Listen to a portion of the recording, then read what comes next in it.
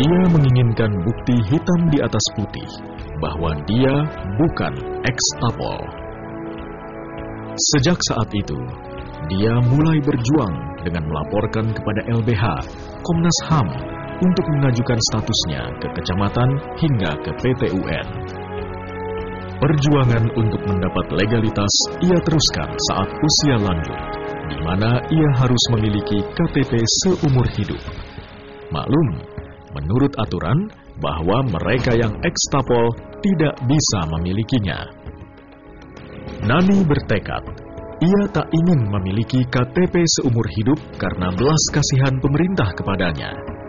Maka, berbagai jalur hukum formal pun ia tempuh demi sebuah identitas dan nama baik.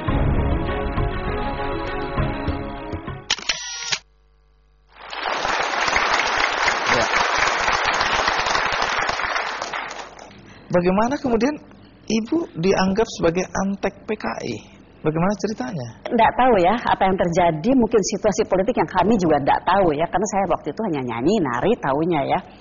Tidak pernah ada tamu agung lagi sampai terjadinya G30S.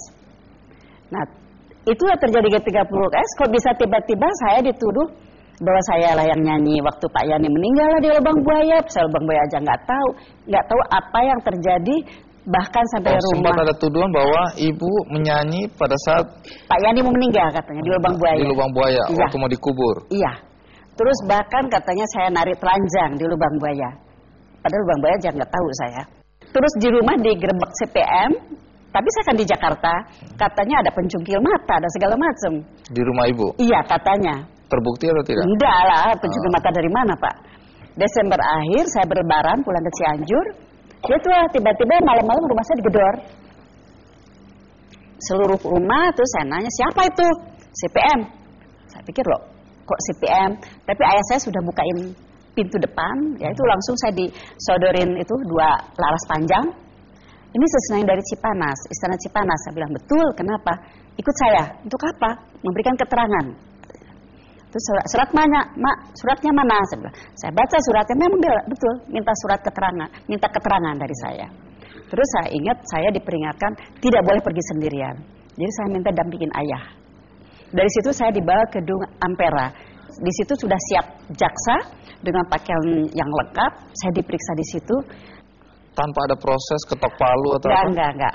Tapi suka pemeriksaan, tapi tidak pernah berlanjut kemana-mana. Selama 7 tahun? Iya, betul. Nah, sekarang boleh tahu, Bu, sesudah mengalami hal itu semua, pada usia seperti ini, Ibu masih merasa ada ketidakadilan yang Ibu harus perjuangkan. Betul. Dan ini dikaitkan tadi dengan KTP. Betul. Apa hebatnya KTP membuat Ibu merasa tidak adil gitu dunia ini? Karena Ibu itu tidak mendapat KTP seumur hidup. Di situ karena ada undang-undang bahwa orang-orang yang dianggap terlibat atau organisasi terlarang tidak dapat KTP seumur hidup. Tapi Ibu kan waktu dulu awalnya kan KTP-nya ada ET. Tulisan ET, ex-Tapol. Ya, betul. Tapi kan sudah hilang. Berarti harusnya Ibu berterima kasih dong udah hilang.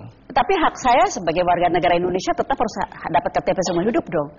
Masa saya masih dipisahin dengan orang lain? Oh, jadi sekarang Ibu ini berjuang untuk mendapatkan KTP seumur hidup. Betul. Ibu nggak dikasih? Enggak. Sudah, akhirnya saya maju ke PT UN, menang, terus ke dengan LBH ya waktu itu. Jadi saya menang di PT UN. Mereka banding.